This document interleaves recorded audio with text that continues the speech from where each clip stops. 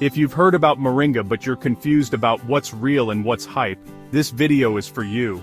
Moringa gets called a miracle tree and a superfood all over the internet, but does it actually live up to that? By the end of this video you'll know 3 things: the real, research-backed benefits, who should be careful, and 2 simple ways to use Moringa in your everyday busy life, without overthinking it. And hey, if you've been Moringa curious but didn't know where to start, drop a little plant emoji in the comments so I know I'm not alone. Alright, let's start super simple.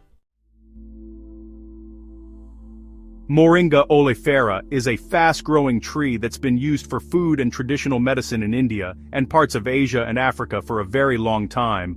People eat the leaves, the young seed pods, and in some places they use the seeds and oil in different ways too.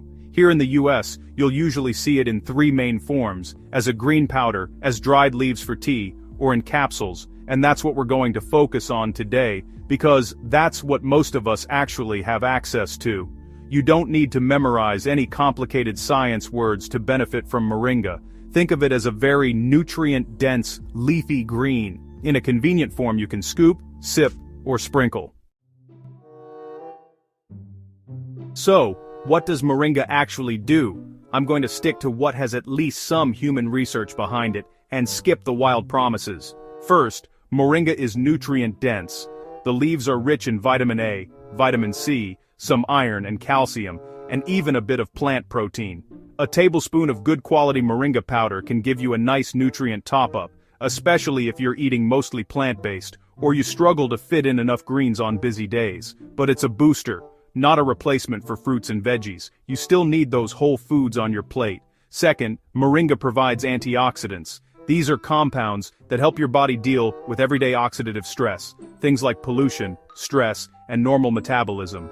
Think of this as long-term support for your cells and your immune system, not an instant magical effect you're going to feel overnight after one smoothie. Third, some small human studies suggest Moringa can gently support blood sugar and cholesterol levels. That does not make it a treatment or a cure for diabetes or heart disease. What it can be is one helpful piece of an overall healthier lifestyle, alongside movement, sleep, and a mostly whole food, plant-rich diet. Now, let's talk about where things go off the rails, the hype. You've probably seen claims like Moringa cures diabetes or even Moringa cures cancer. The reality is, some studies show supportive effects, but Moringa does not cure diseases. That's not how it works, and those claims are a red flag.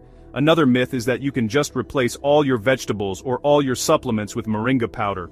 In real life, your body does best with a variety of plants. Moringa works best as a +1 to a mostly whole food, plant-rich diet, not as a shortcut, so you don't have to eat any veggies. And finally, there's the idea that it's natural, so it's safe for everyone at any dose.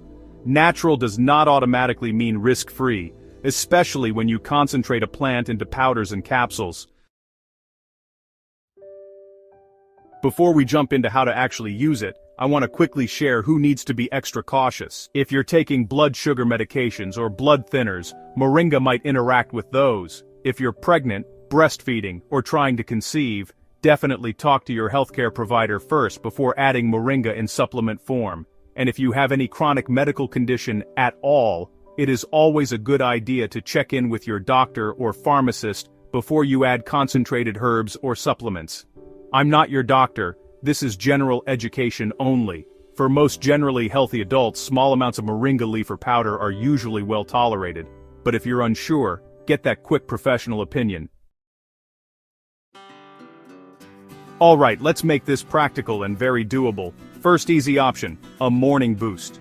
Take about half a teaspoon of Moringa powder and add it to something you already drink.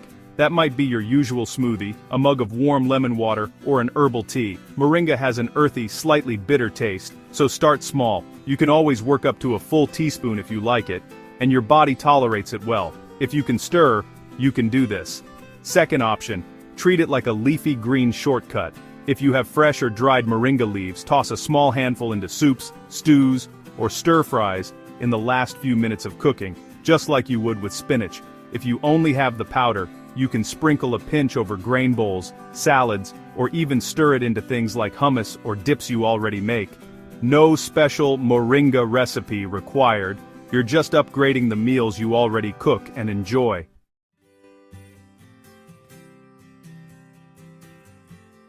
So, big picture. Moringa is a nutrient-dense plant that can support your health, but it is not a magic cure-all. Think of it as a helpful sidekick to a mostly whole food plant-based diet, not the superhero doing everything for you. If you decide to try it, start small, pay attention to how you feel, and check in with your healthcare provider if you're on medications, pregnant, or managing a health condition. If this helped clear up some of the Moringa confusion, let me know in the comments, hit like so more people can find it, and subscribe for more simple, sustainable living tips you can actually stick with. And if you want to learn more about growing Moringa and simple, realistic ways to add more Moringa to your meals, stay tuned for the next video. I'll share how to grow Moringa at home in small spaces and 5 quick plant-based Moringa recipes for busy days. Thanks for watching, and I'll see you in the next video.